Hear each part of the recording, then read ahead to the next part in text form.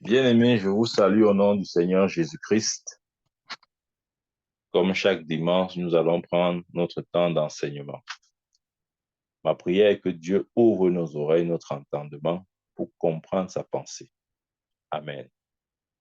La Bible dit, sans révélation, mon peuple est sans fin. C'est-à-dire que nous n'irons jamais sur le droit chemin s'il n'y a pas la lumière de la révélation. Amen. Nous sommes égarés sans la révélation. Et le but de Satan est de maintenir l'Église aveugle sur certaines vérités profondes. Amen. Et Dieu, dans son plan, veut dévoiler ces vérités aux enfants de Dieu.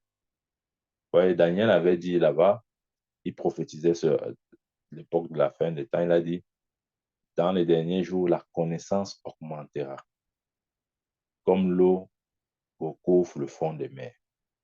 Nous sommes dans une dispensation où Dieu envoie un débordement de connaissances, c'est-à-dire un flux de connaissances immense et intense. C'est important de reconnaître les canaux que Dieu a choisis et envoyés pour libérer une telle connaissance et de se connecter. Croyez-moi, ça c'est important. Amen. Nous avons plus besoin de connaissances que de toute autre chose. Les chrétiens pensent qu'ils ont besoin euh, d'une spéciale prière ou bien d'une spéciale imposition des mains ou bien d'une spéciale prière de délivrance. Oh non, vous n'avez pas forcément besoin de tout ça. Ce que vous avez besoin, c'est d'une lumière spéciale, c'est-à-dire la lumière que donne la parole de Dieu. Amen. Donc, ce soir, je veux nous entretenir sur le thème que j'ai intitulé Vous êtes une demeure de bénédiction. Amen. Je prie au nom de Jésus que la religion ne nous empêche pas de recevoir ce message, que les forteresses religieuses ne nous empêchent pas de recevoir ce message. Ce soir, je prêche sur le thème Vous êtes une demeure de bénédiction. S'il vous plaît, je n'ai pas dit que vous êtes une bénédiction. Non, vous êtes une demeure de bénédiction. Amen. Je n'ai pas dit que vous êtes béni. Non, ce n'est pas ce que j'ai dit. J'ai dit que vous êtes une demeure de bénédiction. Amen. Vous voyez, il est temps que l'Église prenne sa place. La Bible dit là-bas quelque part, la voix du pauvre n'est pas écoutée. Observez même dans vos familles, la famille biologique, je veux dire. Vous allez voir qu'on a tendance à écouter celui qui a un peu. Des fois, tu dis, je ne comprends pas pourquoi quand je parle, on ne m'écoute pas. C'est parce que tu es un gay. Tu crois que c'est pourquoi? C'est parce que tu es un gay. C'est vrai. C'est aussi pour ça. Je ne dis pas que c'est totalement pour ça, mais c'est aussi pour ça. Amen. Écoutez, la volonté de Dieu. Écoutez très bien. Si vous voulez, vous croyez, si vous ne le croyez pas. En tout cas, ça, c'est ma conviction, parce que ça s'aligne avec les Écritures de Dieu. La volonté de Dieu, c'est de rendre l'Église prospère. Quand on parle d'une Église prospère, on ne parle pas d'une Église mendiante qui quémande. Non. Regardez, des fois, on a des projets. On veut construire une église. Après, on se retrouve en train de demander les prêts bancaires. C'est-à-dire, vous voulez construire la maison de Dieu, mais vous partez chez les païens, demander l'argent pour construire la maison de votre Dieu. Quelle honte. Vous croyez qu'ils vont vous respecter? Ils ne vont pas vous respecter. Quand vous allez dire, on a construit la maison de notre Dieu, ils vont dire, avec notre argent. Ça va vous énerver, mais c'est vrai. Amen. Dieu veut restaurer. Une des choses que Dieu veut restaurer dans l'Église, dans ce temps, c'est la prospérité. L'Église doit être prospère. Amen. Pour que l'Église ait une voix, il faut qu'elle soit aussi prospère. Ce n'est pas seulement qu'on va prier, on va jeûner, on va faire veillée de prière. Non. Il faut la prospérité matérielle et financière. Amen. La prophétie d'Ésaïe doit s'accomplir. Quelle est cette prophétie? Dans Ésaïe chapitre 2, verset 2. Là-bas, il dit, il arrivera dans la suite des temps que la montagne de la maison de l'Éternel sera fondée sur le sommet des montagnes, qu'elle s'élèvera par-dessus les collines et que toutes les nations y afflueront. Écoutez. Vous avez su ça? Il dit, il arrivera dans la suite des temps. C'est-à-dire quand? Maintenant, dans cette époque, dans cette dispensation. Donc, Ésaïe prophétisait la dispensation dans laquelle nous sommes. Il dit, il arrivera dans la suite des temps que la montagne de la maison de l'Éternel, en d'autres termes, que l'Église, que la montagne de la maison de l'Éternel sera fondée sur le sommet des montagnes. Dieu va élever son Église au-dessus de toute montagne. La montagne de l'Éternel sera élevée au-dessus de toute montagne, dans tous les domaines, dans la politique, dans l'économie, dans tout. Amen. L'Église doit saturer.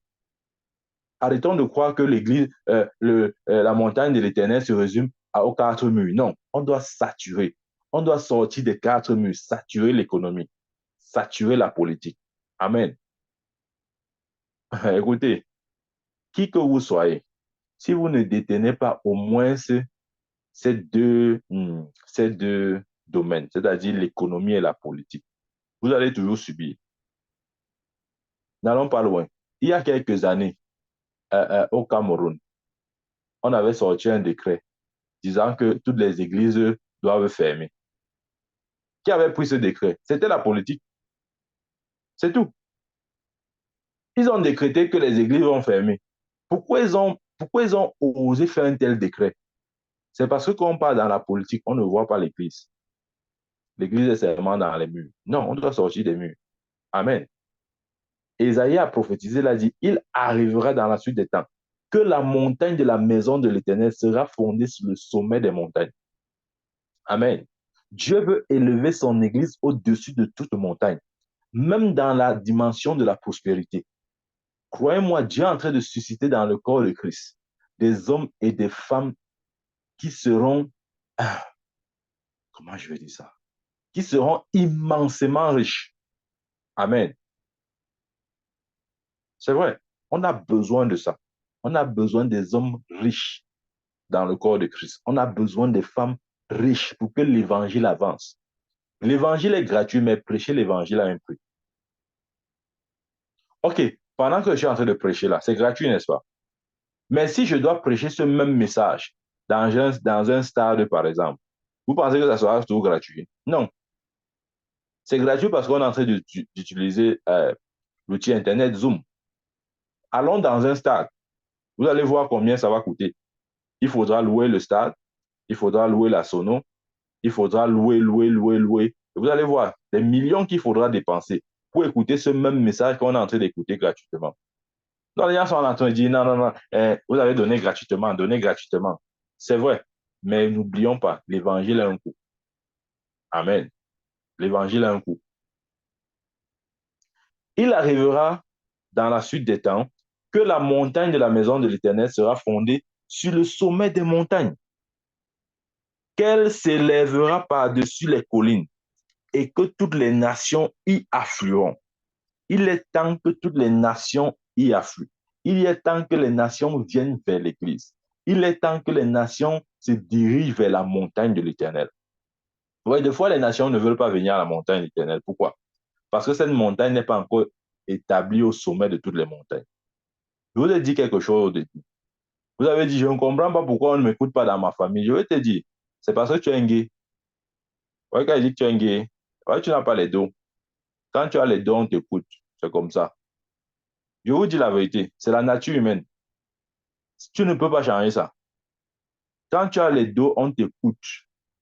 Voilà. Donc, on n'écoute pas encore l'Église ou l'Église semble ne pas avoir de voix parce que financièrement, nous traînons encore la patte. Nous sommes là avec les doctrines de l'ancienne école qui disent que non, soyons pauvres, le royaume des cieux appartient aux pauvres. De quoi est-ce qu'on parle? Jésus ne parlait pas des pauvres matériels la pauvreté matérielle ou financière. Jésus parlait de la pauvreté, comment je vais dire ça? C'est-à-dire les gens qui ont soif. Quand il dit heureux ceux qui sont pauvres, c'est-à-dire ceux qui ne sont pas remplis d'eux-mêmes, ceux qui sont humbles, ceux qui veulent être remplis de Dieu. Ce sont eux les pauvres. Ouais, les gens croient que non, c'est la pauvreté financière. Ça veut dire qu'on doit être pauvre, on doit être pauvre, on doit être pauvre. D'ailleurs, il y a ce verset, je vais commencer par là. Il y a ce verset-là qu'on aime bien citer.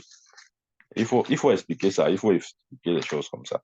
Sinon, les chrétiens vont rester dans ce mensonge. On va dire, Matthieu 19, verset 23 dit, je vous le dis en vérité, un riche entrera difficilement dans le royaume des cieux.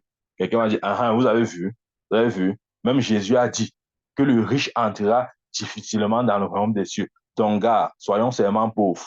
Le royaume des cieux, c'est pour les pauvres. Il faut être un gay pour entrer dans le royaume des cieux. C'est pas ce que Jésus a dit. Jésus ne peut pas faire l'apologie de la pauvreté. Ça, ce n'est même pas possible. Parce que c'est contraire à son message. Amen. C'est contraire à son message. Il n'est pas venu pour rendre l'Église pauvre. La Bible dit quoi dans 2 Corinthiens 8, 9? Car vous connaissez la grâce de notre Seigneur Jésus-Christ, qui pour vous s'est fait pauvre, de riche qu'il était, afin que par sa pauvreté vous fussiez enrichis. Amen. Il a dit quoi? Jésus était riche, mais il s'est fait pauvre dans un but, afin que vous soyez riches. Donc si vous n'êtes pas riche, il y a un problème. Voilà. J'ai dit. C'est vrai. C'est ce que la Bible dit. Il dit, car vous connaissez la grâce de notre Seigneur Jésus-Christ, qui pour vous s'est fait pauvre. Attention, ce n'est pas la pauvreté matérielle et financière ici. Jésus n'a, je dis quoi? Ce n'est pas la pauvreté spirituelle.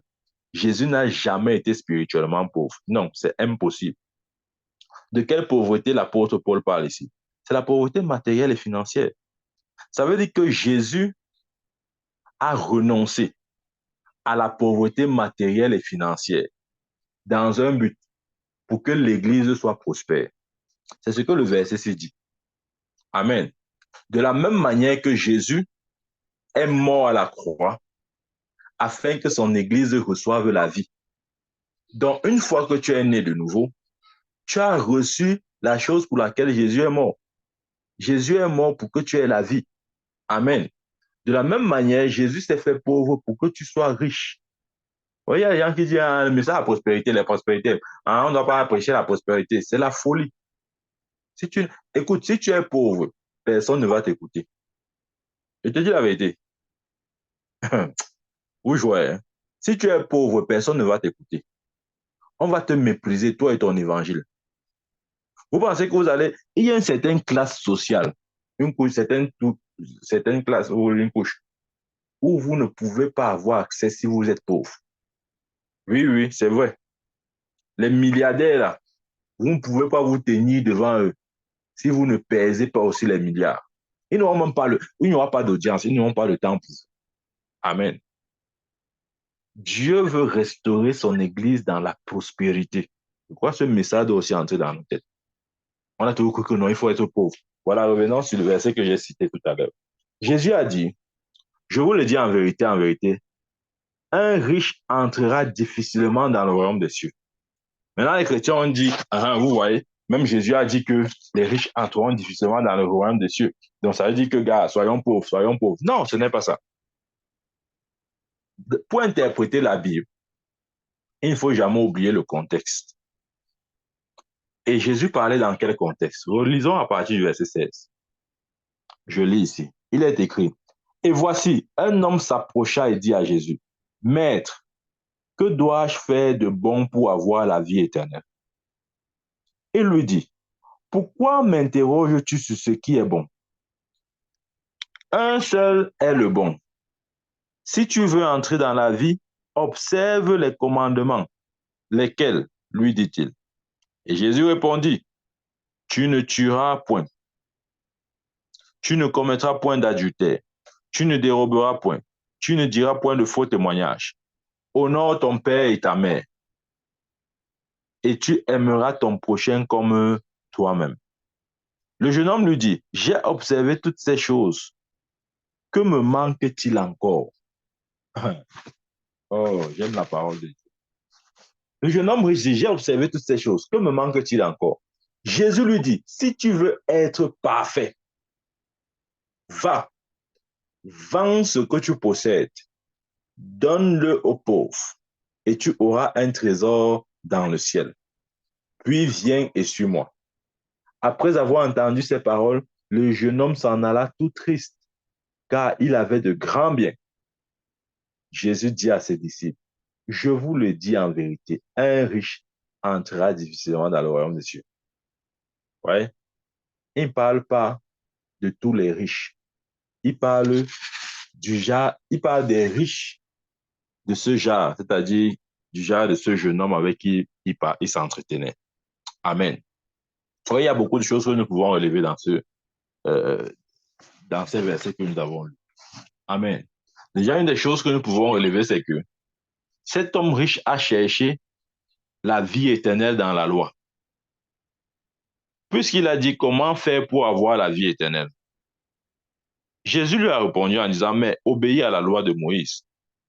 Et il dit à Jésus que, écoute, j'observe ces choses. J'observe ces choses. En d'autres termes, j'ai obéi à la loi de Moïse, mais je n'ai pas trouvé la vie éternelle dans la loi. C'est normal. Romain dit quoi? Que la loi de Moïse ou la loi produit la mort. Il n'y a pas de vie dans la loi. Donc, quand bien même les hommes obéirent à la loi de Moïse, ils ne trouveront pas toujours la vie dans cette loi. Amen. Donc, il a voulu chercher cette vie éternelle dans la loi. Il n'y avait pas la vie éternelle dans la loi. Amen. La vie éternelle n'est pas dans la loi. La vie éternelle est dans l'amour. Rappelons-nous Jean 3,16. Car Dieu a tant aimé le monde qu'il a donné son Fils unique afin que quiconque croit en lui ne périsse point, mais qu'il ait la vie éternelle. Vous voyez? Dieu a manifesté son amour pour donner la vie éternelle. La vie éternelle est dans l'amour. Amen. Et Jésus était en train de lui montrer le chemin de la vie éternelle. Il voulait simplement dire à cet homme riche que si tu veux la vie éternelle, marche dans l'amour. C'est tout. Voilà le message de Jésus. Si tu veux la vie éternelle, marche dans l'amour, parce que la vie éternelle est dans l'amour. Ce n'est pas dans la loi. Amen. Maintenant, autre chose, revenons sur le verset que Jésus la parole que Jésus a prononcée. Il a dit, le verset 23, je vous le dis en vérité, un riche entrera difficilement dans le royaume des cieux. Voilà. Maintenant, on va dire que, voilà. Jésus a dit que les riches entreront difficilement dans le royaume des cieux. Donc, vraiment, vaut mieux, moi, je sois pauvre. Vaut mieux être pauvre. Non, c'est pas ce que Jésus a dit. Jésus parle d'une catégorie bien spécifique de riches. Et cette catégorie est exprimée dans Proverbe 11, verset 28. Il dit là-bas, celui qui se confie dans ses richesses tombera. C'est ce riche-là. Amen. Jésus disait donc que les riches qui se confient dans leurs richesses auront de la peine à entrer dans le royaume des cieux. Ce n'est pas la richesse le problème, c'est le fait de se confier dans les richesses. Donc ne disons pas que Jésus a dit qu'il faut être pauvre pour entrer dans le royaume de Dieu. Non, c'est pas vrai. Amen. Ne croyons pas que le royaume de Dieu, c'est pour les pauvres. Non, c'est pour ceux qui ont obtenu la vie éternelle. Et une des choses que la vie éternelle nous donne, croyez-le ou non, c'est la prospérité. Parce qu'il n'y a pas de pauvreté dans la vie éternelle. Tu dois comprendre ça. Ouais, quand on parle souvent comme ça, les gens disent non, non, vraiment, est-ce qu'on doit prêcher comme ça là? Est-ce que ça veut donc dire que nous tous, on sera donc riches? Si tu veux, inscris-toi parmi le nombre de ceux qui sont pauvres. Ça, c'est ton problème. Amen. Quand on parle comme ça, les gens sont en train de discuter, d'argumenter. La parole de Dieu, c'est la parole de Dieu. Amen. Il n'y a pas de pauvreté dans la vie éternelle. Ça, c'est impossible. Parce que la parole de Dieu nous dit, car vous connaissez la grâce de notre Seigneur Jésus-Christ, qui pour vous s'est fait pauvre, de riche qu'il était, afin que par sa pauvreté vous fussiez enrichis. Pourquoi est-ce que Jésus est devenu pauvre? J'ai dit la pauvreté de Jésus était uniquement matérielle et financière. Ça n'avait rien à voir avec une pauvreté spirituelle. Jésus n'a jamais été spirituellement pauvre. OK? Et même quand on parle de pauvreté, c'est-à-dire il n'était pas dans une abondance extrême. Mais ça avait un but. C'était pour que nous soyons dans cette abondance. Il a dit quoi? Il est venu afin de donner la vie en abondance. L'abondance de vie parle aussi de la prospérité. 3 Jean 2. Bien-aimé, je souhaite que tu prospères à tous égards. Ouais. Donc, le plan de Dieu pour l'Église, c'est que l'Église ait une prospérité à tous égards. C'est pour ça que tu dois te voir comme une demeure de bénédiction. Je n'ai pas dit que tu es béni, j'ai dit que tu es une demeure de bénédiction. Ce que j'essaie de dire, c'est que tu es un magasin de bénédiction. Ouais, les gens croient que les bénédictions de Dieu sont au ciel. Ça, c'est la religion, hein. Les bénédictions de Dieu ne sont pas au ciel. Les bénédictions de Dieu, c'est-à-dire ce que Dieu peut donner à l'homme, ce n'est pas au ciel, c'est sur la terre. Ah oui, c'est sur la terre. Comment? Il a investi, ou disons, il a rendu certains hommes capables de devenir ces magasins spirituels sur terre. De sorte que si un homme désire n'importe quoi, il n'a plus besoin d'importuner Dieu. Il a juste besoin d'aller dans le magasin et de prendre ce qu'il veut. Voilà, et par comme ça, on dit que le gars, si nous amène, nous. Voici là où je vous amène. Si vous lisez la Bible, si vous lisez la Bible, il y a une femme.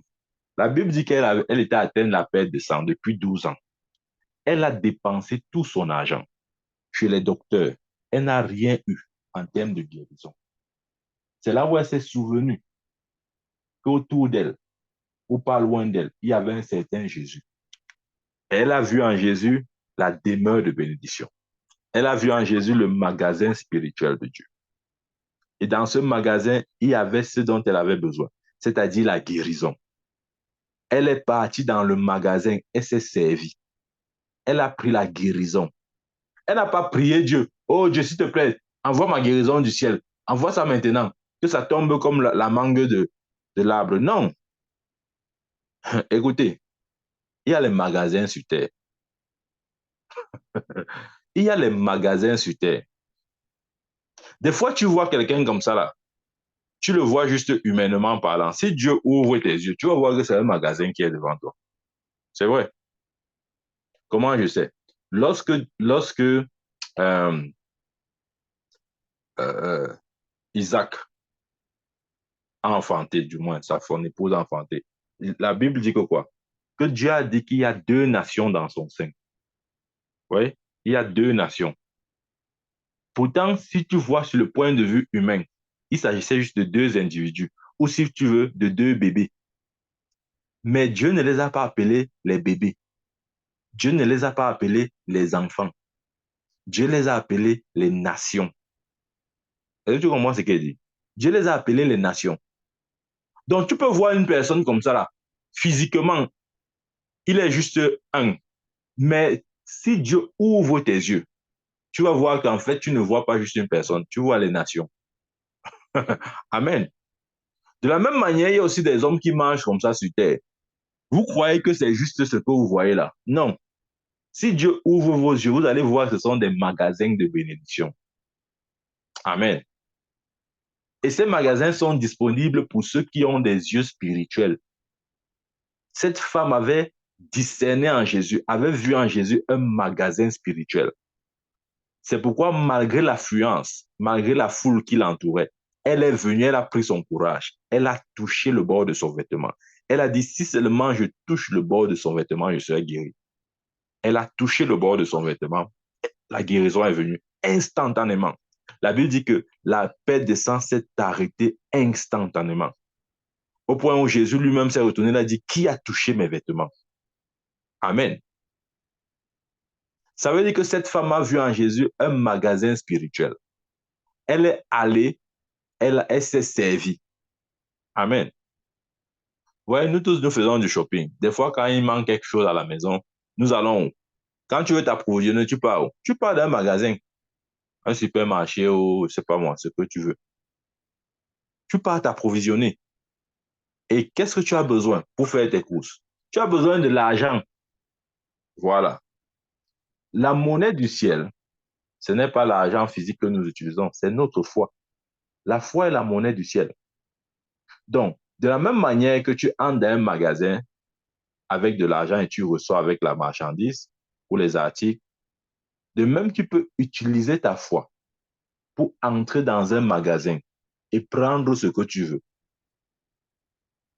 Qui est déjà entré dans le magasin et demandé c'est qui le magasinier ici? Non.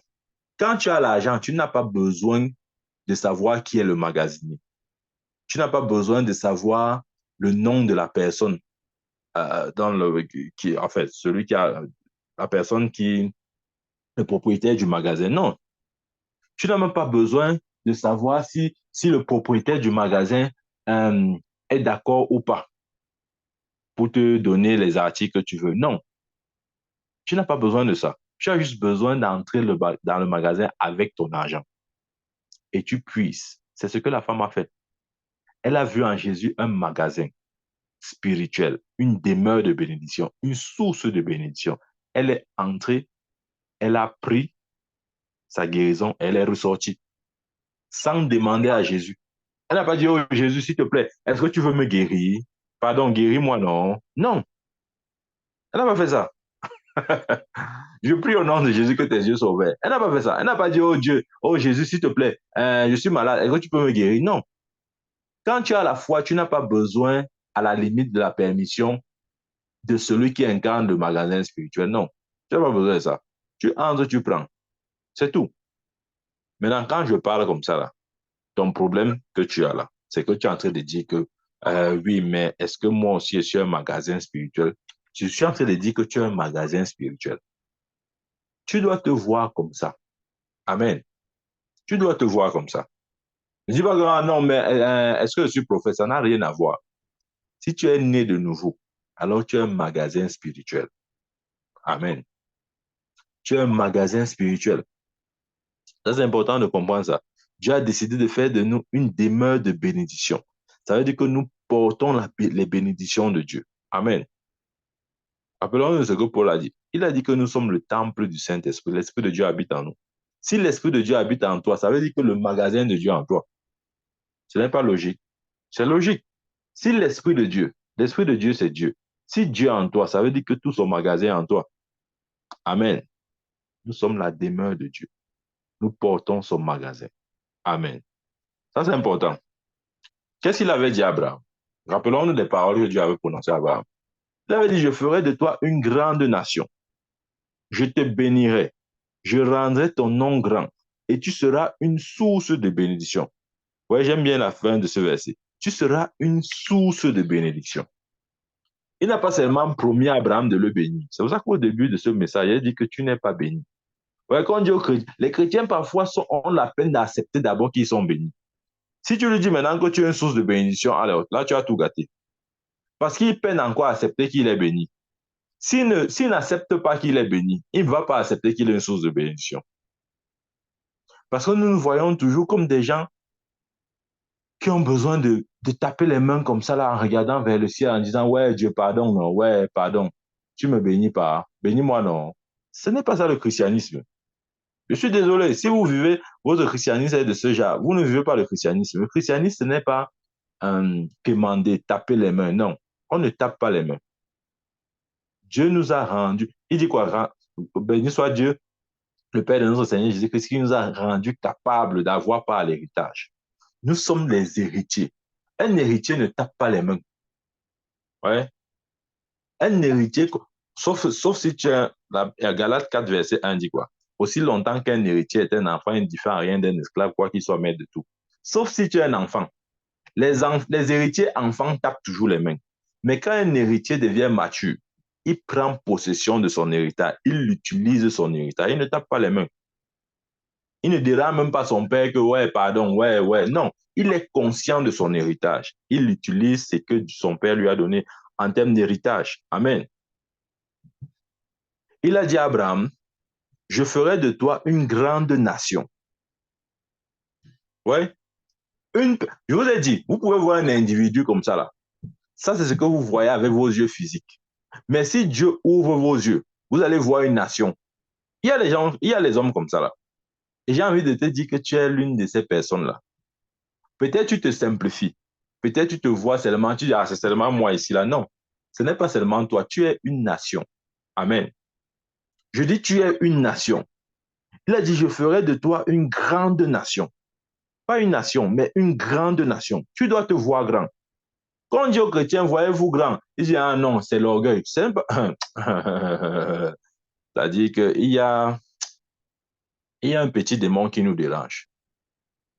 Quand Dieu veut que tu te vois grand, c'est parce que si tu ne te vois pas grand, tu n'expérimenteras jamais ta grandeur.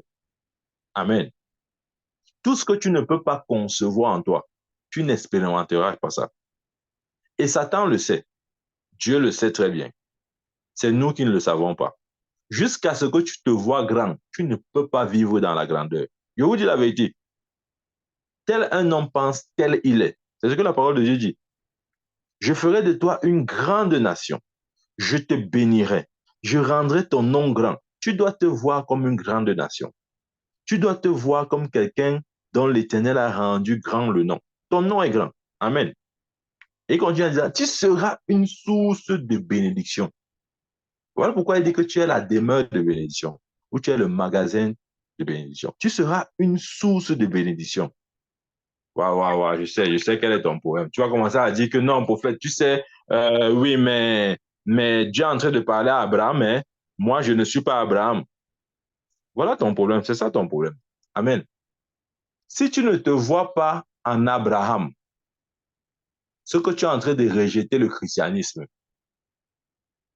tu dois te voir, le christianisme, c'est se voir en Abraham.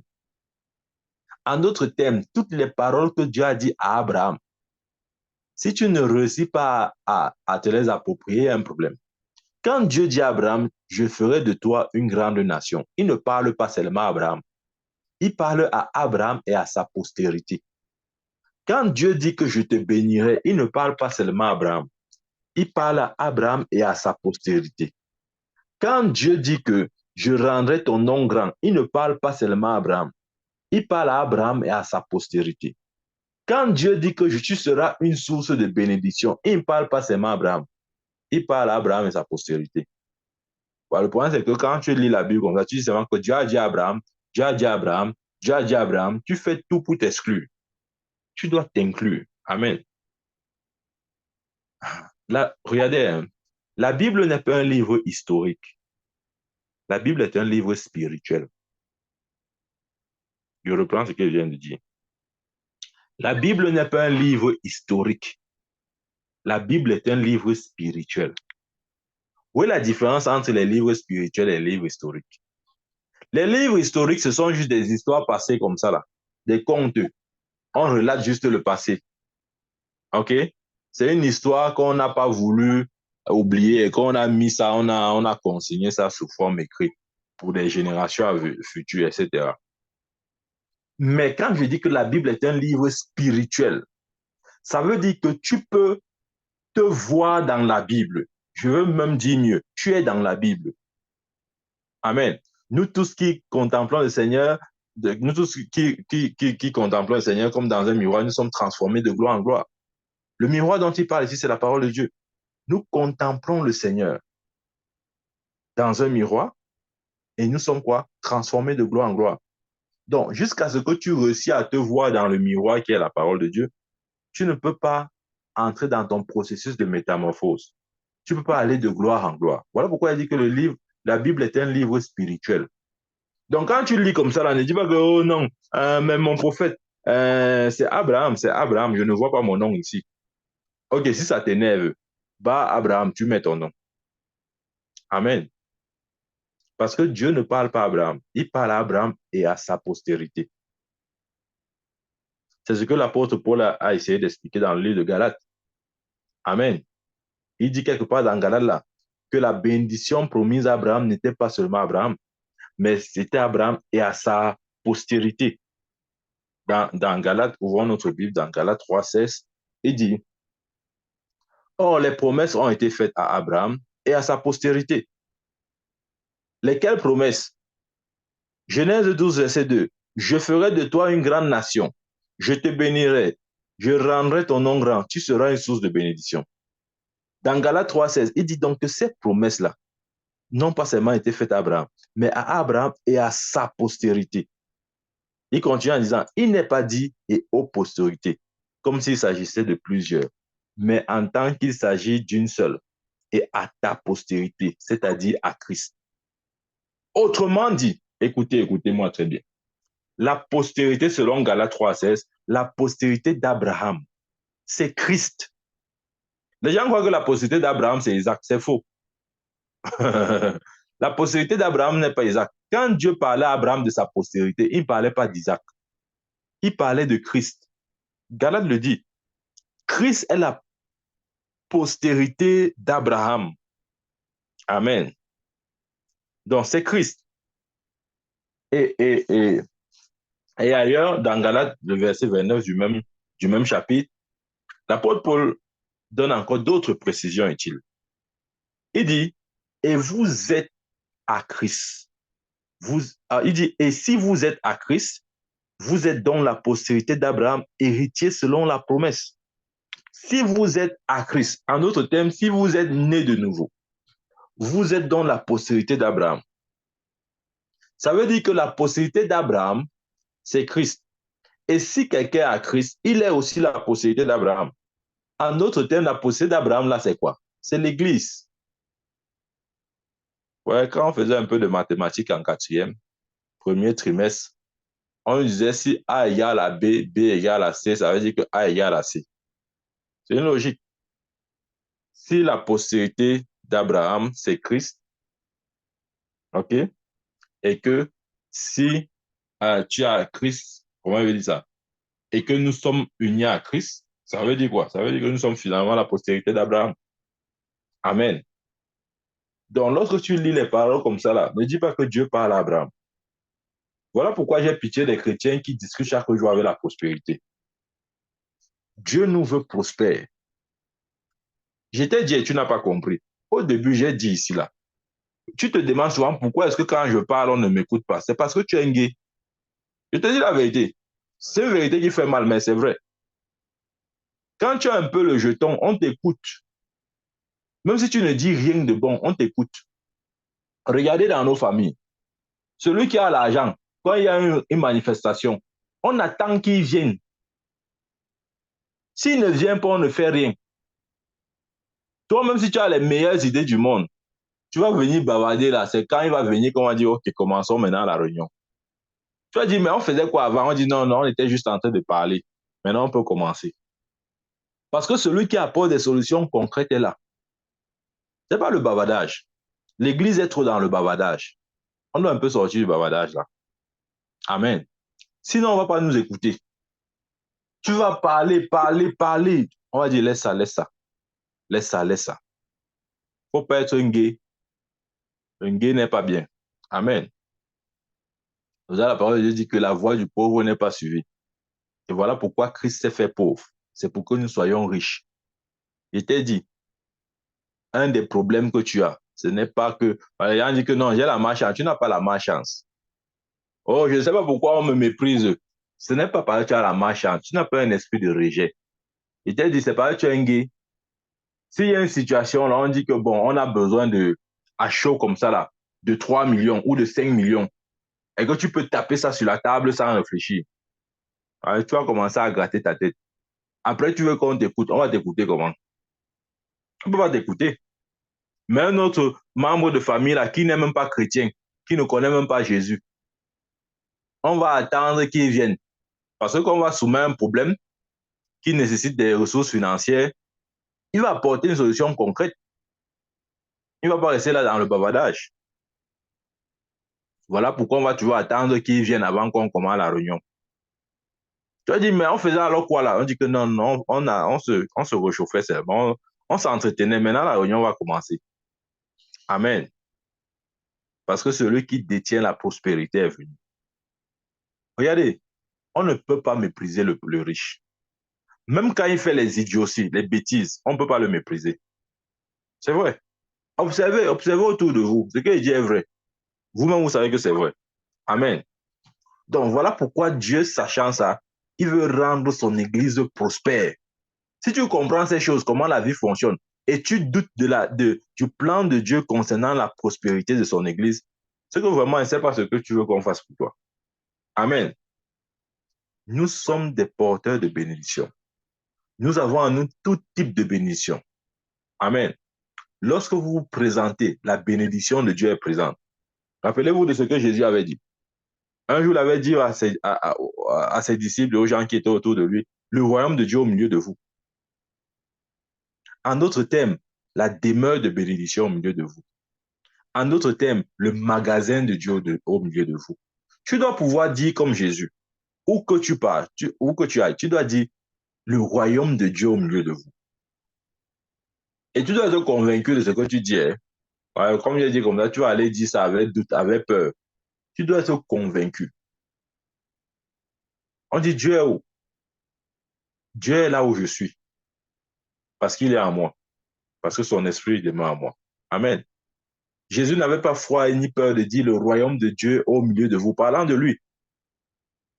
Je prie au nom de Jésus que tout ce voile, toutes ces forteresses de pauvreté tombent et que nous réalisons combien de fois Dieu nous veut prospérer. Amen. Ouais, le plus important, c'est ce que toi, tu reconnais en tant que vérité. Qu'est-ce que tu décides d'établir dans ton cœur comme vérité? Amen. Tu es un magasin de bénédiction. Amen. C'est vrai. Tu es un magasin de bénédiction. Quand tu comprends ça, la vie devient plus facile. Uh-huh. Bon, maintenant, j'ai parlé de la femme à paix de sang. Vous avez dit que non, mon prophète, c'est Jésus là-bas, c'est Jésus, c'est Jésus. Lisez votre Bible. Concernant les apôtres, on apportait les malades auprès de, par exemple, l'apôtre Pierre, pour que son nombre en marchant, pour que son ombre puisse traverser, sa silhouette ou son ombre puisse traverser ces malades afin qu'ils soient guéris. Pourquoi? Parce que ces hommes avaient reconnu en l'apôtre Pierre une demeure de bénédiction. Et dans cette demeure, il y avait la guérison. Amen. Ouais, maintenant, c'est l'apôtre Pierre. Ce n'est plus Jésus. C'est pareil. Je vais citer qui le sait qui. Regardez le prophète Élisée avec cette femme tsunamite. Elle n'avait pas d'enfant parce que cette femme avait des bonnes dispositions à son égard. Il a dit, qu'est-ce qu'on peut donner à cette femme? Son serviteur a dit, maître, elle n'a pas d'enfant. Et sur la base de ce bon cœur qu'elle avait vis-à-vis de l'homme de Dieu, il s'est levé, il a prophétisé, il a déclaré, il n'a même pas prié Dieu. Il n'a pas dit, oh Dieu, s'il te plaît, est-ce que tu veux donner l'enfant à la femme? Si non, il sait qu'il a un magasin de bénédiction. Et il est le magasinier de ce magasin. Donc, il peut entrer dans le magasin, il sort ce qu'il y a et il donne à celui qui a besoin. Il a regardé cette femme. Il a dit, à pareil moment de l'année prochaine, tu vas concevoir. Tu auras ton fils entre tes mains. Exactement selon la parole du prophète. L'année suivante, à la même époque, elle avait accouché. Pourquoi? Parce que Élysée était un magasin de bénédiction. À l'intérieur de ce magasin, il y a les enfants. À l'intérieur du magasin, il y a la fertilité. Vois-toi comme un magasin. Peut-être quelqu'un à côté de toi dit, vraiment, je cherche l'enfant. Si tu te vois comme un magasin, tu ne vas pas perdre le temps à déranger Dieu. Au nom de Jésus-Christ de Nazareth, reçois ton enfant. Terminé. Maintenant, tu vas me dire, c'est tout. Tu vas ajouter quoi? C'est tout. Les gens croient que le surnaturel est compliqué ou bien il y a quelque chose d'autre que tu dois faire. Non, il s'agit de parler avec assurance. Et jusqu'à ce que tu te vois comme ce magasin, cette demeure de bénédiction, tu n'auras pas d'assurance. Amen. C'est vrai. La même femme, quelque temps après, son enfant est mort. Vous savez ce qu'elle a fait? Elle n'a pas prié Dieu. Oh Dieu, ouais, mon enfant est mort. Ouais, pourquoi mon enfant est mort? Elle a dit, je sais ce que je dois faire. Je dois aller au magasin. Parce que le magasin qui a donné mon enfant, c'est dans le même magasin, il y a la résurrection. Ça veut dire qu'un jour, elle était au champ avec son enfant et puis elle a dit, ma tête, l'enfant est mort subitement. La femme s'est levée. Elle n'a pas pleuré. Elle n'a pas fait le deuil. Elle a cherché la direction du magasin. Elle a cherché la direction du prophète. Elle a allé vers le prophète. Elle a dit, oh, monsieur, tu es venu chez moi, je n'étais rien demandé. Je ne t'ai pas dit de me donner un enfant, c'est toi-même qui m'as donné l'enfant. Voilà que l'enfant est mort. Moi, je veux mon enfant. Le prophète a vu la foi de la femme. Il a laissé ce qu'il faisait, il a allé vers elle, dans sa maison. Il s'est couché sur l'enfant 7 fois après, l'enfant est revenu à la vie. Pourquoi? Parce que dans le magasin de bénédiction, il n'y a pas que la fertilité, il n'y a pas que les enfants, il y a aussi la résurrection. Amen. Quand il dit que tu es un la Bible dit quoi dans Ephésiens 1, verset 1, 3? Il dit, vous êtes bénis de toutes sortes de bénédictions dans les lieux célestes. Donc nous ne manquons de rien. Quel que soit le besoin de l'homme sur terre, nous avons la solution. Il a dit, vous êtes la lumière du monde. Quand il parle comme ça, là, il faut recevoir cette parole comme s'adressant à toi. Ne dis pas que non, mon prophète, bon, tu sais, ces choses-là, je crois que c'est pour les hommes de Dieu. Tu es en train de t'exclure de ta propre bénédiction. Moi, je ne parle pas ici aux hommes de Dieu, je parle aux chrétiens. Si tu es chrétien, ce message, c'est pour toi. Je veux que tes yeux soient ouverts sur ce point. Tu es la bénédiction de Dieu. Tu es plus qu'une bénédiction, tu es une source de bénédiction. Ça veut dire que les gens peuvent venir vers toi et recevoir ce qu'ils désirent. C'est vrai. Mhm. Je voulais donner ce témoignage, je le redonne encore. Ce qui s'était produit avec la femme, la perte de plusieurs témoignages comme ça. Ce qui s'était produit avec la femme à la perte de sang, je l'ai expérimenté moi-même dans mon propre ministère. Un jour, pendant que je rendais le ministère, il y avait une jeune fille dans la salle qui avait ce même problème de perte de sang. Et comme la femme, la perte de sang dans la Bible, elle s'est dit en elle-même que je vais toucher, parce que ce jour, quand je rendais le ministère, j'avais mis l'écharpe autour de mon cou. Elle s'est dit, je vais toucher l'écharpe de ce prophète. Et quand je vais toucher ça, je crois que je serai guéri. Elle ne m'a rien dit. Elle n'a même pas demandé ma permission. Elle n'a pas dit, mon prophète, est-ce que tu veux me guérir ou pas? Non, parce qu'elle a vu en moi une source de bénédiction. Elle a allé puiser avec foi. Et pendant que je rendais le ministère, je priais pour les malades. Elle n'a même pas laissé que je prie pour elle. Elle a juste touché l'écharpe qui était autour de mon cou. Et instantanément, sa perte de sang s'est arrêtée. Pourquoi? Parce que Dieu a fait de nous, ses enfants, une source de bénédiction. Ça n'a rien à voir d'être prophète. Ça n'a rien à voir. OK? Ça n'a rien à voir. Ne vous dites pas que non, c'est parce que tu es prophète. Ça ne veut rien dire. C'est parce que je suis enfant de Dieu. Si tu es enfant de Dieu, comme moi, je suis enfant de Dieu, tu peux aussi expérimenter les mêmes choses. Amen. C'est vrai.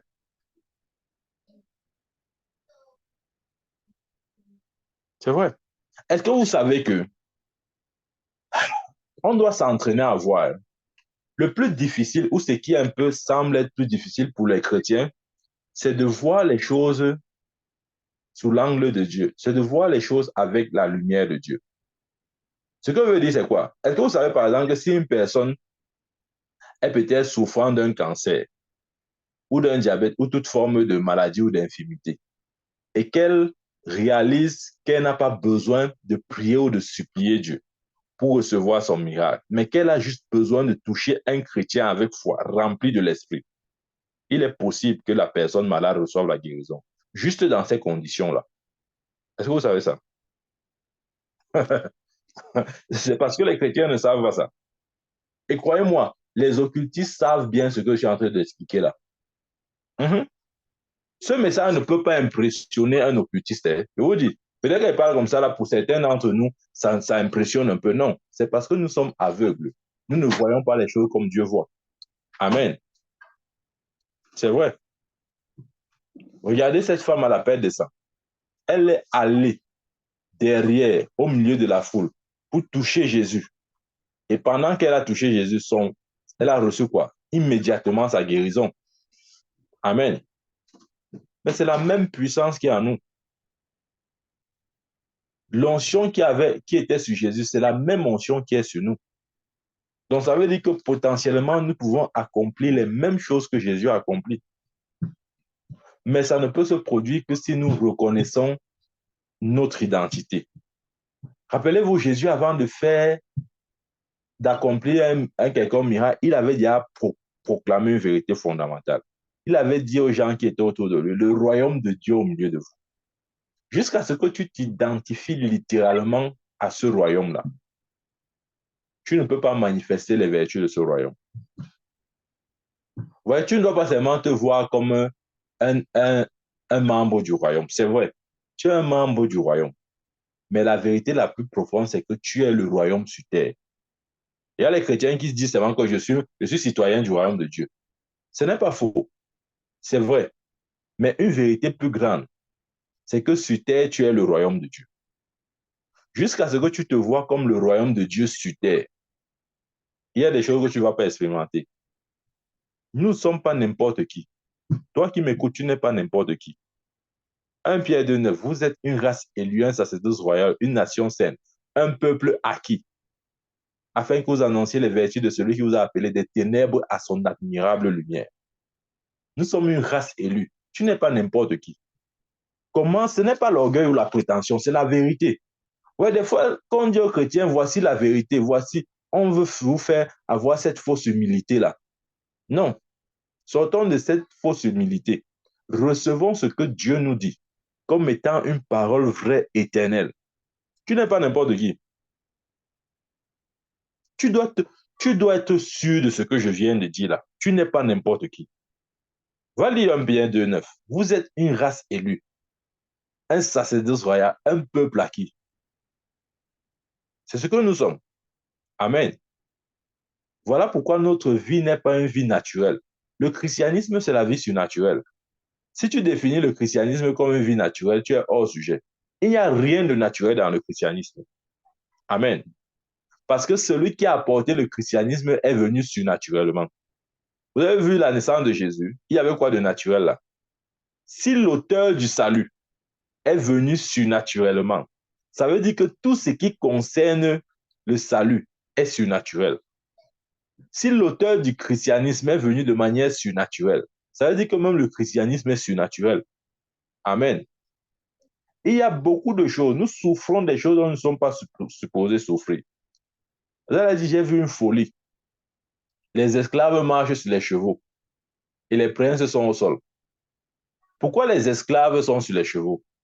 C'est parce que le prince qui est au sol n'a pas compris qu'il est un prince. Il n'a pas compris que ces chevaux-là lui appartiennent.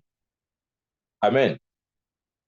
Et parce que tu es ignorant, celui où ton vis-à-vis, ton prochain va profiter de ton ignorance. Il va prendre, il va posséder ce qui t'appartient. Amen. Dieu nous a appelés à une vie de gloire, à une vie de prospérité illimitée. Nous avons lu le verset d'Ésaïe 2,2. Dieu va élever sa montagne au-dessus de toute montagne afin que les nations y affluent. Ce n'est plus l'heure où on est en train de supplier. On veut faire quelque chose. J'ai dit, on veut construire l'église pour le Seigneur. On peut demander à la banque, ouais, la banque, prenne-nous l'argent. Après, quand tu finis de construire, tu dis, Alléluia, on a construit la maison de notre Dieu. Ouais, la banque va vous prendre au sérieux. Mais vous avez construit la maison de votre Dieu avec notre argent. Regardez, depuis l'Ancien Testament, Dieu ne permettait jamais que les richesses des païens entrent dans ce qui le concerne. Comment je sais ça? Lorsque Dieu a dit à Moïse de construire le temple, les ressources pour la construction du temple sont sorties d'où? N'est pas celle du peuple de Dieu. La Bible dit que les gens déposaient, apportaient des offrandes, de l'or, l'argent. Chacun donnait selon la bénédiction que Dieu lui avait accordée. Et c'est comme ça que Moïse a pu construire la maison de l'Éternel sans prêt, sans demander, sans taper les mains à une autre nation. Amen.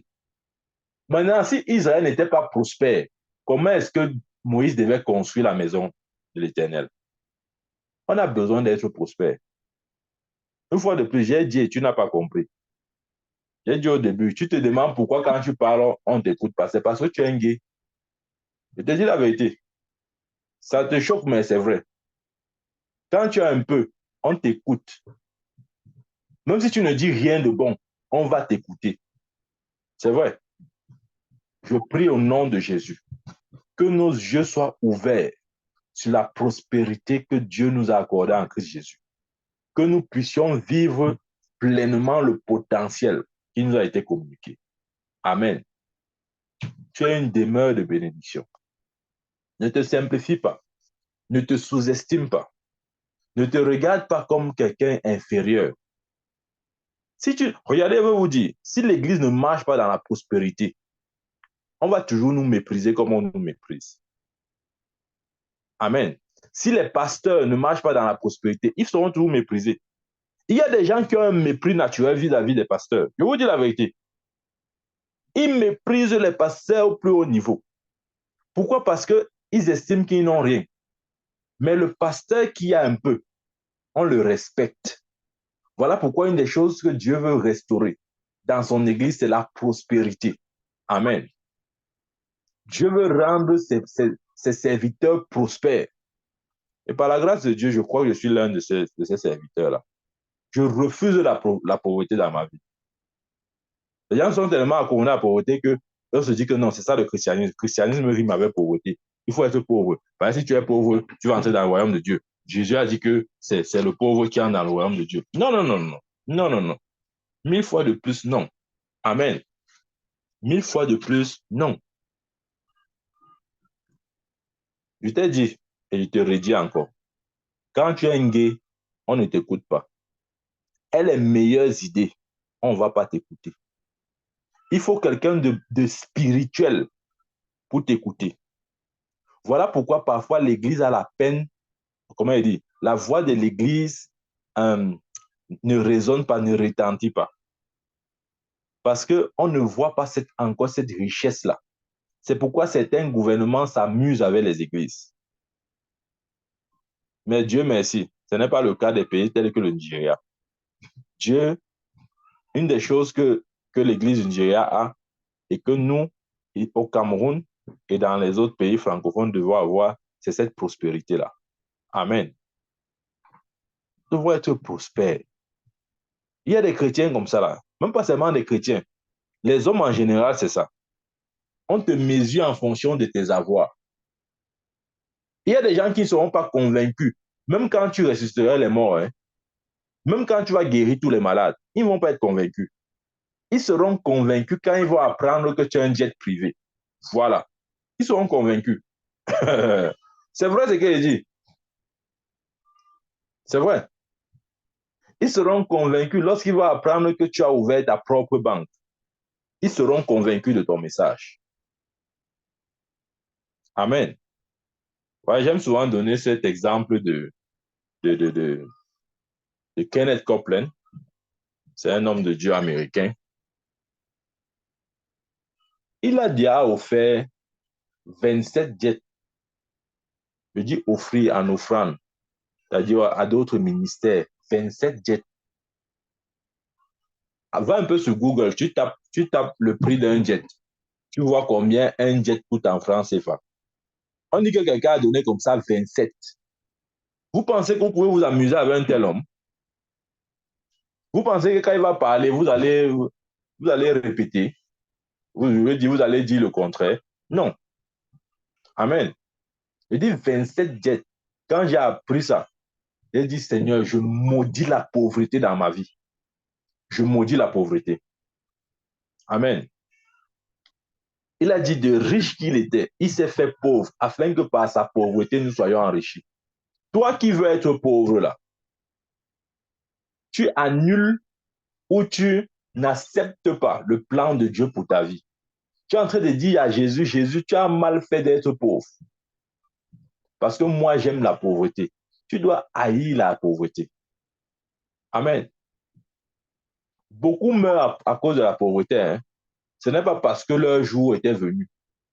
Nous avons des exemples au Cameroun, des gens qui sont morts, des femmes qui sont mortes à l'hôpital, en train de vouloir donner naissance à des enfants. Elles n'ont reçu aucun soin parce qu'il n'y avait pas d'argent. Elles sont mortes. La pauvreté, c'est un démon. Notez ça, j'ai dit. Je répète, la pauvreté, c'est un démon. Je hais ces démons-là. Amen. Non, je ne crois pas à la Dieu que non. Je serai pauvre. En tout cas, le royaume de Dieu, c'est pour les pauvres. Non. Il y a des gens qui croient que le riche à Lazare est entré dans le royaume dans le sein d'Abraham parce qu'il était, qu'est-ce qu'il dit? Le pauvre Lazare est entré dans le sein d'Abraham parce qu'il était pauvre. Non. ou que l'homme riche est entré en enfer parce qu'il était riche. Non. Ah non, non, non, non, non. Ce n'est pas à cause de la pauvreté de Lazare, ce n'est pas la pauvreté de Lazare qui l'a introduit dans le sein d'Abraham. Non. Amen.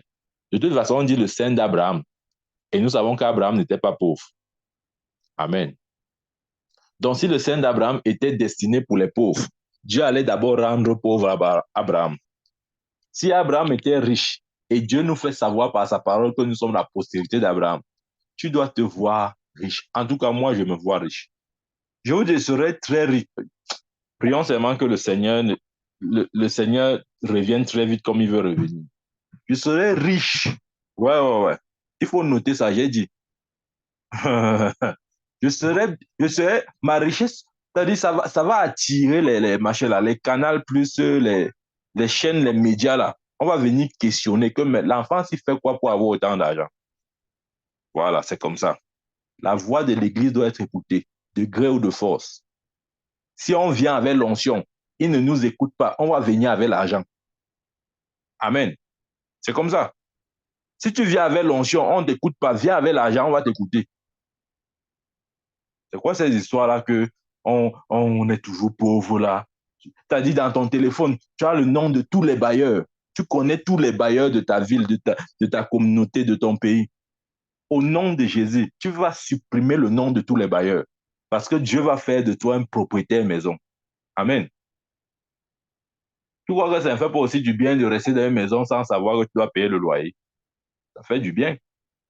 Ou tu crois que Dieu est fâché?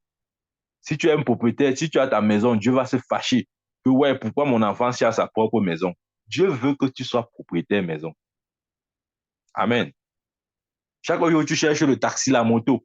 Moto 200 de Koti, Kouloulou, Mokolo, Mokolo, Mokolo. Tu vas sortir de ces choses. Au nom de Jésus, de gré ou de force. Si tu suis ce ministère, je dis que tu vas sortir, tu n'as pas le choix. Amen. Quand tu vas vouloir partir, tu démarres ta voiture, tu pars. C'est comme ça. Vous croyez que les voitures, on fabrique ça pour les qui? C'est pour nous. Amen. Ouais, je vais enlever quelque chose qu'on a placé dans nous, les chrétiens, là. Croire que non. Christianisme rime avec pauvreté. J'ai dit, tu viens avec l'onction.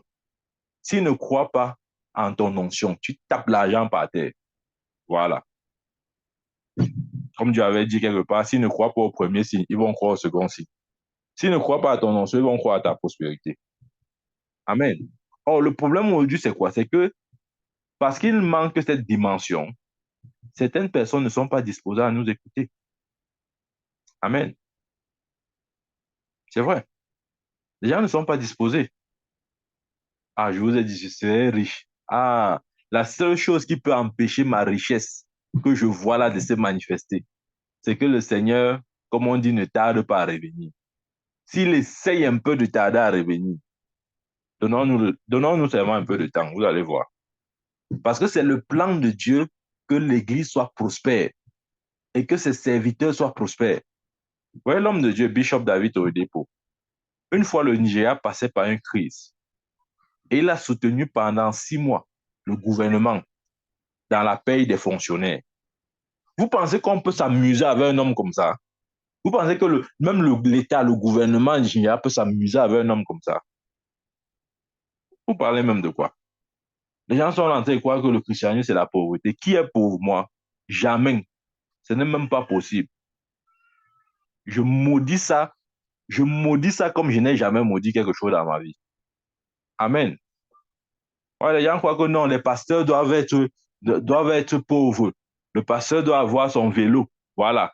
Le pasteur doit venir à l'église avec son vélo. Il arrive comme s'il a déjà transpiré. C'est-à-dire qu'il arrive à l'église comme s'il est fatigué déjà parce qu'il a pédalé pendant 3 heures de temps. Qui a le vélo? Vous me voyez avec le vélo? On va vous jouer. Je n'ai pas le vélo. Je n'aurai jamais le vélo. Et Dieu merci, je n'ai jamais acheté le vélo dans ma vie.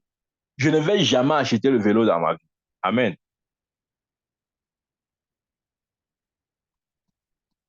Dieu m'a déjà béni avec une voiture. Le prochain, ça sera un avion. Voilà. Il faut noter, j'ai dit ça comme ça.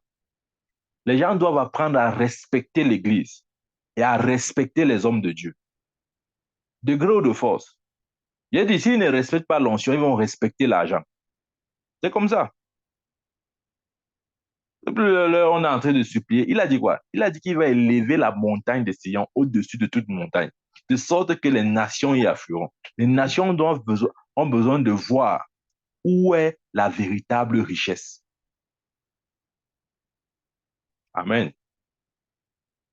Aujourd'hui, on veut seulement que l'Église soit pauvre, que les chrétiens soient pauvres, que les pasteurs soient pauvres. Voilà.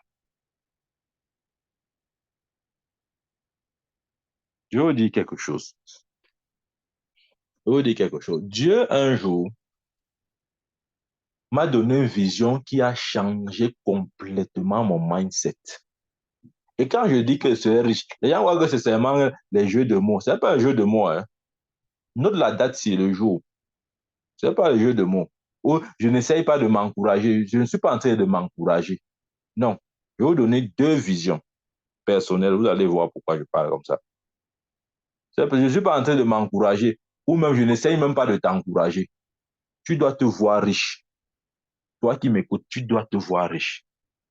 Il y a quelque chose, un talent, un don que Dieu a placé en toi. Et si tu exploites ce talent ou ce don, il est impossible que tu finisses dans la pauvreté. Peut-être maintenant, tu n'en as pas. Tu vas me dire, mais prophète, là maintenant, je n'ai pas. Il n'y a pas de problème.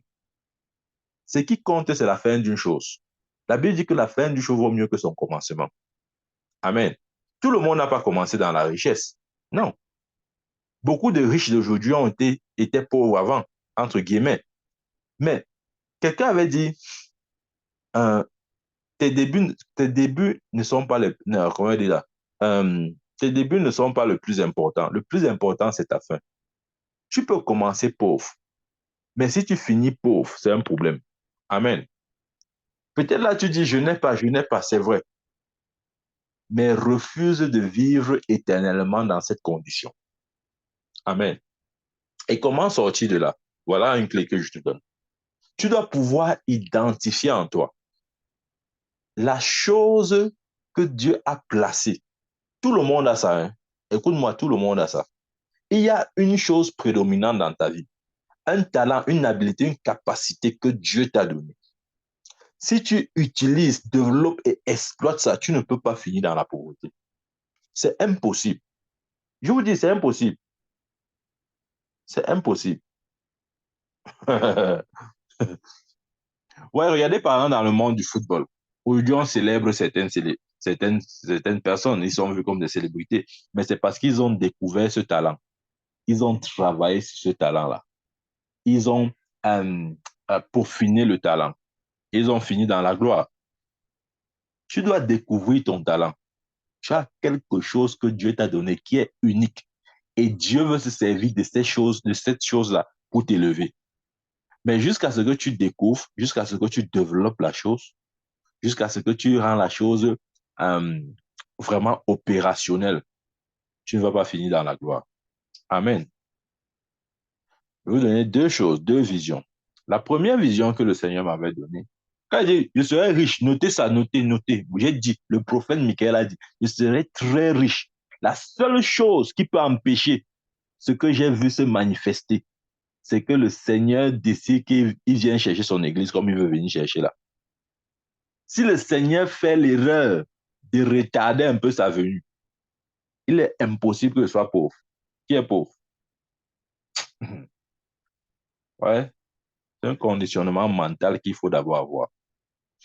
Donc, je disais que une fois le Seigneur m'a donné une vision et ça a changé complètement mon mindset.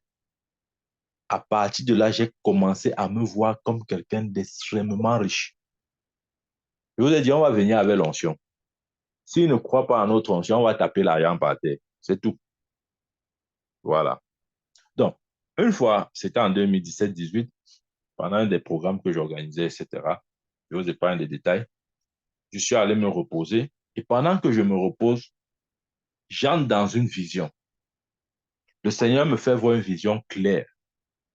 Dans cette vision, je me retrouve, j'étais au Cameroun à ce moment. Dans cette vision, je me retrouve aux États-Unis. Aux États-Unis, c'est dans la conscience de mon rêve, c'est comme un ami pasteur qui m'a invité à rendre ministère. Oh, croyez-moi, jusqu'à aujourd'hui, je n'ai jamais rendu ministère comme ce jour-là.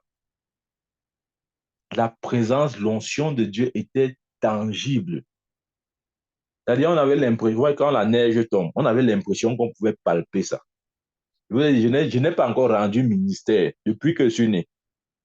Je n'ai pas encore rendu ministère comme j'avais rendu ministère ce jour-là, dans ce rêve. Et quand je finis de rendre ministère, le pasteur qui m'a invité, j'étais dans le rêve, j'étais aux États-Unis. Le pasteur qui m'a invité dit, je suis ici aux États-Unis depuis. Ce sont ses paroles. Hein. Je suis ici aux États-Unis depuis. Je n'ai jamais vu un tel niveau d'onction. On ne peut pas laisser partir cet homme de Dieu. C'est lui maintenant qui mobilise tout le monde. Il dit, on ne peut pas laisser partir cet homme de Dieu. On doit le bénir. Ouais, quand tu as encore la mentalité du pauvre, parce que c'était ça la mentalité que j'avais. Tu te, tu te, tu te sous-estimes, tu dis, ah, peut-être on va me donner 5 millions, même si c'est 2 millions. Ah, on prend. Est-ce qu'on avait l'autre? Mes amis, ce jour-là, on a fait une offrande. À la fin de l'offrande, à la fin, il a donné le montant. Le montant de l'offrande s'élevait à 160 millions de dollars. On ne convertit pas en francs CFA. Il ne faut pas chercher les problèmes. Oui, tu as bien compris, 160 millions de dollars. Voilà. Je vous ai dit, on va entrer avec l'onction. S'il ne croit pas à l'onction, on va déposer l'argent par terre. De gré ou de force, la montagne de Sion sera élevée au-dessus de toute autre montagne. Et les nations viendront. Voilà, c'est ça. Voici, tu es intéressé à savoir combien ça peut faire. C'est plus de 200 milliards de francs CFA. Amen. Dieu veut rendre son église prospère. Dieu veut rendre ses serviteurs prospères. C'est fini l'époque là où on voit le pasteur, on croit que pasteur veut dire mendiant. Pasteur veut dire qu'il n'a rien. Pasteur veut dire qu'il a le vélo. Le vélo. Tu vois, le pasteur, chaque jour là, il se pédale son vélo. Il pédale, il pédale. Le vélo, il a gâté. Il met la chaîne, il met le clou. Il raccommode. C'est fini ça, c'est fini. C'était l'ignorance. Mon peuple périt faute de connaissance. Dieu a toujours voulu la prospérité pour son église. Ouais, lorsque je parle comme ça, c'est pour ouvrir notre entendement. Amen. L'objectif, c'est de dire, c'est de nous permettre de voir les choses telles que Dieu montre. Amen. Une autre vision que le Seigneur m'avait donnée, j'étais dans une salle, comme un amphithéâtre pour l'université, ce qu'on peut faire à l'université. Et dans la salle, il y avait des étudiants. J'étais un étudiant, OK? J'étais parmi les étudiants qui y avait dans la salle. Et le conférencier, ou disons le professeur, était devant. Il était en train de parler. Après, il a posé une question. Il a dit, c'est quoi un état d'urgence? Je me rappelle, ça, c'est un état d'urgence. Les gens ont levé les mains, donné les définitions. Moi, j'étais dans la salle timidement comme ça, là. J'ai levé la main comme un enfant timide. J'ai donné la définition. Je ne sais même plus ce que j'avais dit le jour-là. Mais c'était une définition. Je ne sais même pas ce que c'est qu'un état d'urgence. Si vous me posez la question, je ne sais pas. Mais ce jour, dans le rêve, j'ai donné la définition. Donc, c'était un truc vraiment simple. Et dès que je donne la définition là, comme ça, là, le maître, le professeur qui enseignait commence à dire, ah, voici un élève intelligent. Je n'ai jamais vu un élève intelligent, un étudiant intelligent comme ça. Moi-même, ça m'embarrassait. J'ai même dit quoi pour que le professeur si m'apprécie tant. Et pendant qu'il était en train de m'apprécier, ça créait les jalousies. Les autres étudiants disaient que, ah, il a même dit quoi? Pourquoi on est toujours en train de lui donner même les points? Il a même dit quoi d'extraordinaire? Et plus les gens étaient en train de me jalouser, plus le professeur devant était en train de m'élever. Amen. Au point où il a dit, OK, comme il voyait que sa parole suscitait toujours les jalousies, il m'a appelé. Il a dit, viens, je viens. Il y avait un sac là, avec des piles en or. Il dit, prends ça, c'est pour toi. J'avais même peur de prendre. Il dit, ouais, j'ai même dit quoi? Est-ce que je mérite tout ça? Il dit, non, prends, c'est pour toi. Un sac rempli de piles en or. Je prends le sac. Après, les étudiants, alors, oh là là là là, quand ils ont appris qu'on m'a donné un sac rempli de piles en or, la jalousie, fou, ça a commencé. Les gens commençaient à parler. Que, mais lui-même, c'est qui? Pourquoi on lui donne autant de faveurs? Il est même qui?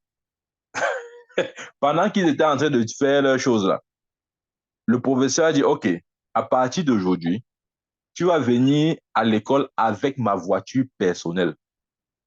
Amen.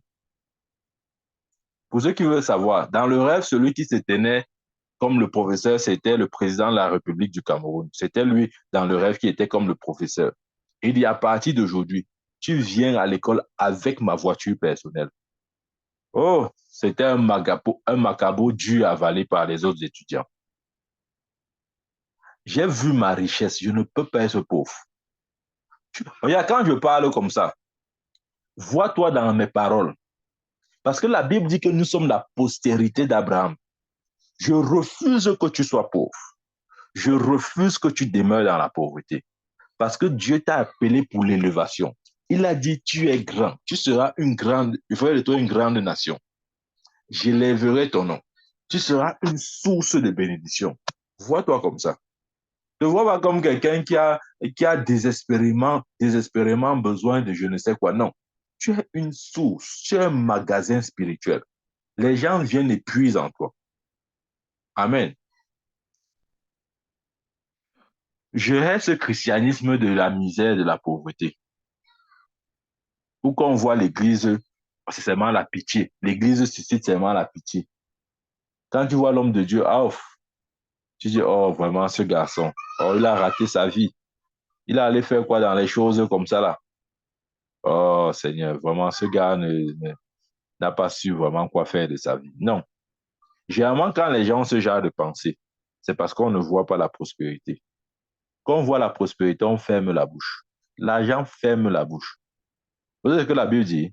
La Bible dit que dans l'Ecclésiaste, que l'argent répond à tout. Des fois, on ne te comprend pas. On te comprend. Je vais te dire, ça va te choquer, mais je dis ça pour que tu sortes. Comment il dit ça? Je veux susciter, je veux exciter le lion en toi qui dort. Des fois, tu dis que non, vraiment, je ne comprends pas. Pourquoi on ne m'écoute pas? Pourquoi quand je parle, on rit? Mon frère, c'est pas que tu es un gay. Voilà. Le prophète a parlé aujourd'hui. Tu es un gay. Quand tu es un gay, on ne t'écoute pas. Même quand on t'écoute, c'est par politesse. Ne crois pas qu'on veut trop comprendre ce que tu dis. C'est parce que quelque part, on dit, oh bon, c'est un être humain. Bon, écoutons quand même. Mais on n'est pas avec toi. Amen. Quand tu es un peu, vous ne savez pas, hein. L'être humain, c'est ça. On a tendance à mépriser ceux qui n'ont pas. N'en va à personne, hein. Tout le monde est comme ça. Peut-être toi qui m'écoutes, tu es comme ça, mais tu ne sais pas. Observe bien. Parce que quand on parle comme ça, là, on aime seulement jeter la pierre sur l'autre, sur les autres personnes. Observe bien. Observe bien.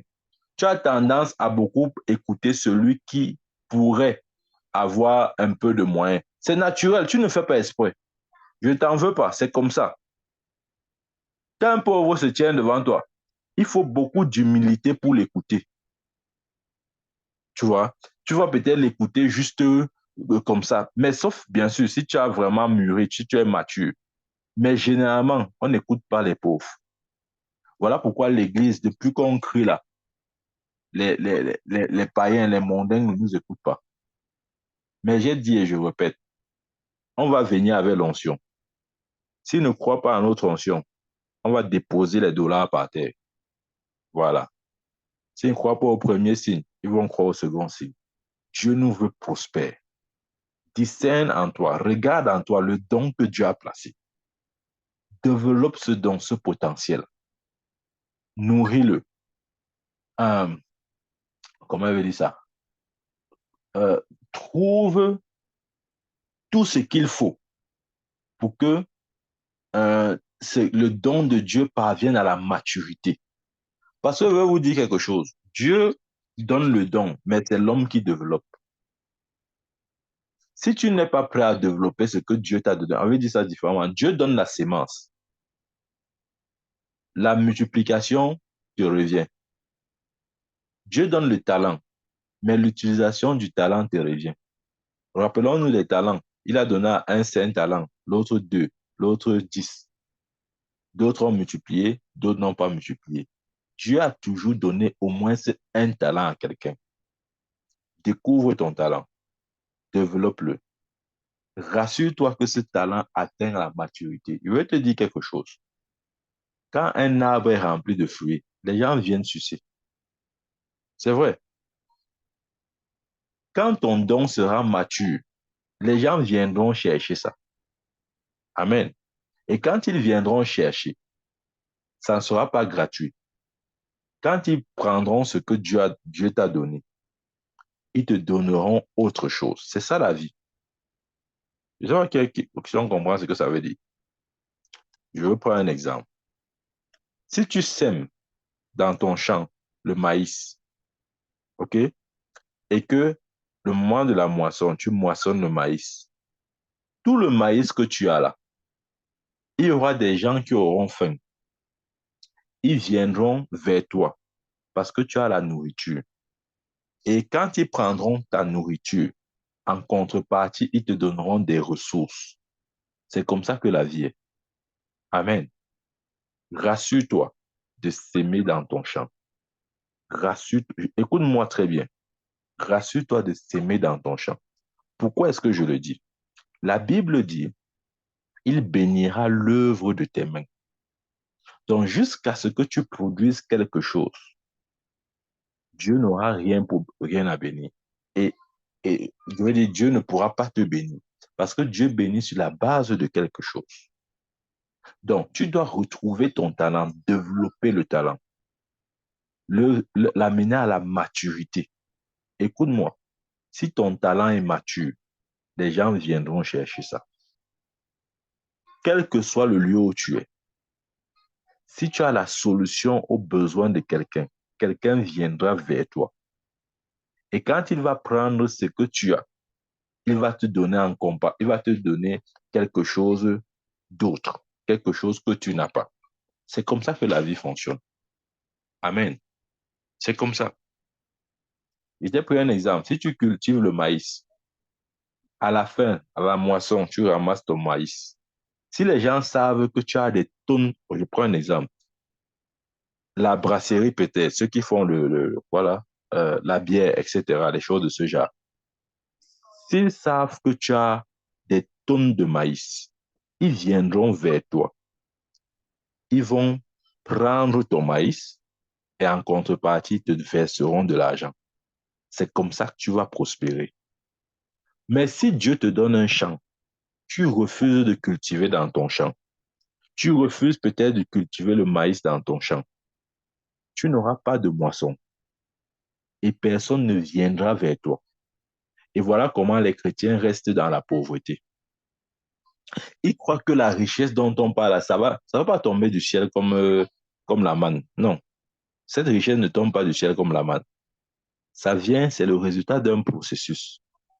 Dieu te donne le champ, il te donne la sémence. Il te dit, mon enfant, sème.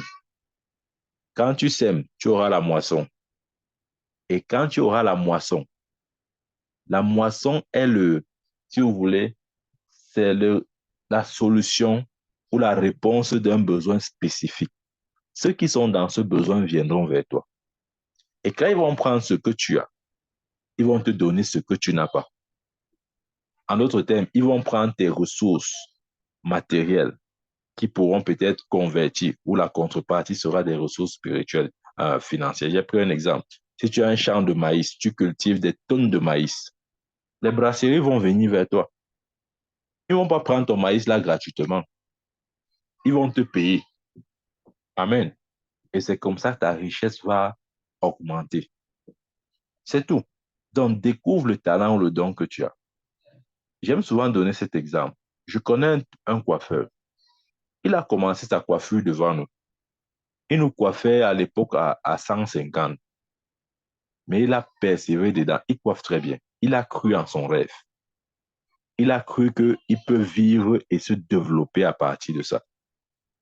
Bon, malheureusement, après, ouais, il y a trois choses avec lesquelles il faut vraiment faire attention. Il y a l'argent, les femmes et la troisième chose, là, c'est quoi là? Bon, bref, il est tombé dans le deuxième piège qui est les femmes. Donc, il n'a pas vraiment avancé comme il devait avancer parce que il avait un problème avec les femmes. Il fallait toujours qu'il dépense. Mais s'il était discipliné dans ce domaine, croyez-moi, ce gars devait être très, très loin aujourd'hui. C'est vrai. Il a eu un talent, il a eu un potentiel, il a cru à son potentiel. Il a commencé à coiffer à 150 et jusqu'à la dernière fois que je l'avais rencontré, il coiffait maintenant à partir de 1 000 francs. Il avait bien organisé son salon de coiffure. C'était vraiment moderne. Maintenant, il coiffait à partir de 1 000 francs. Vous imaginez s'il coiffe seulement 50 têtes par jour, disons comme ça. Et ça c'est sur les coiffures basiques. Hein. 1 000 francs, ça c'est le basique. Et 50 têtes, c'est rien du tout.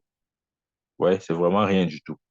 Mais si on dit 50 têtes par jour, il est au moins à 50 000 jours par jour. Vous voyez que même un fonctionnaire ou quelqu'un qui travaille même dans, que ce soit le public ou le privé, moyen là, il ne peut pas justifier d'un revenu de 50 000 par jour. Ce n'est pas possible. Vous voyez ce que je veux dire?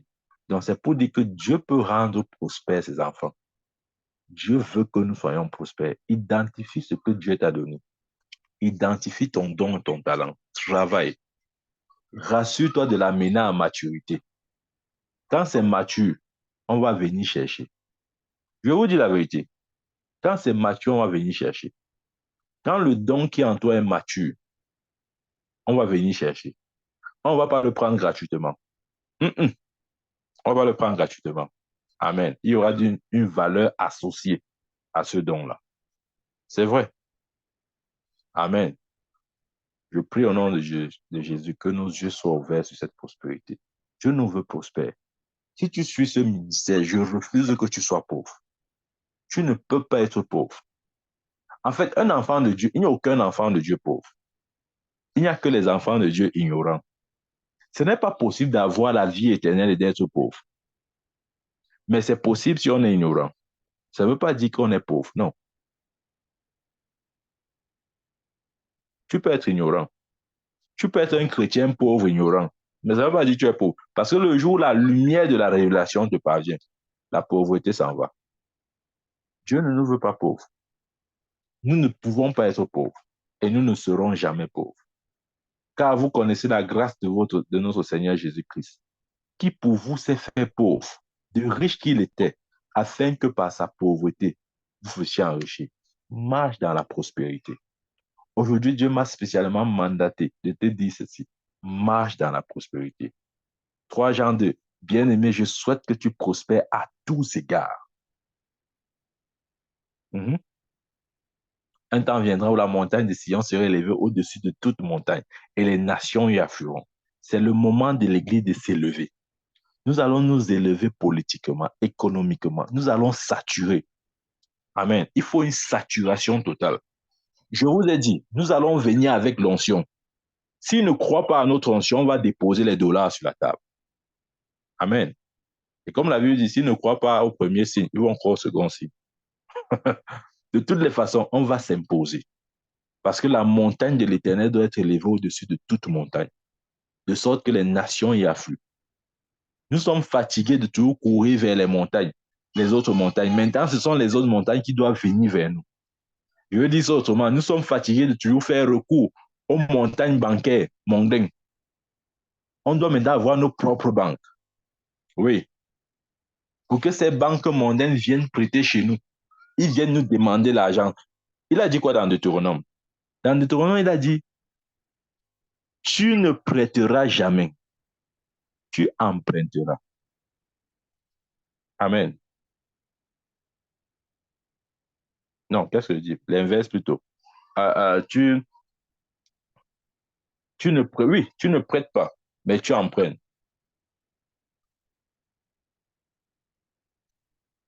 C'est ça? J'espère que j'utilise bien les deux verbes Tu là. n'empruntes pas, non? Tu n'empruntes pas, mais tu prêtes aux nations. Tu prêteras aux Voilà, nations. c'est Tu ça. n'emprunteras. C'est ça. Tu prêtes aux nations. Amen. Tu n'empruntes pas, tu prêtes aux nations. La montagne de Sion doit prêter. On n'emprunte pas, on prête. Voilà, c'est comme ça. Tu dois sortir des emprunts. Ouais, des fois, les chrétiens, tu pars dans l'historique bancaire. Ils doivent à la banque jusqu'à. Tu dis que, oh Seigneur. Même la banque, après, quand tu viens dire, je suis la lumière du monde, dis donc, laisse ça. Tu nous dois d'abord combien ici? Amen. Nous allons sortir de ces choses. Que Dieu nous accorde la grâce d'ouvrir nos propres banques, nos institutions bancaires. Nous n'allons plus aller taper les mains là-bas. Amen. Ça, c'est la parole de Dieu. Je ne sais pas ce qu'il y en est de vous, mais moi, là, même mon sang, mes os, mes muscles, mes tendons, ma tête, mon cerveau, mes yeux, tout mon être, j'ai rejeté, j'ai maudit la pauvreté. C'est un sale truc, c'est démoniaque. Amen. Dieu nous veut prospère. Amen. Je vais m'arrêter là. Que Dieu nous bénisse. Que Dieu bénisse sa parole. Va et prospère au nom de Jésus-Christ. Amen.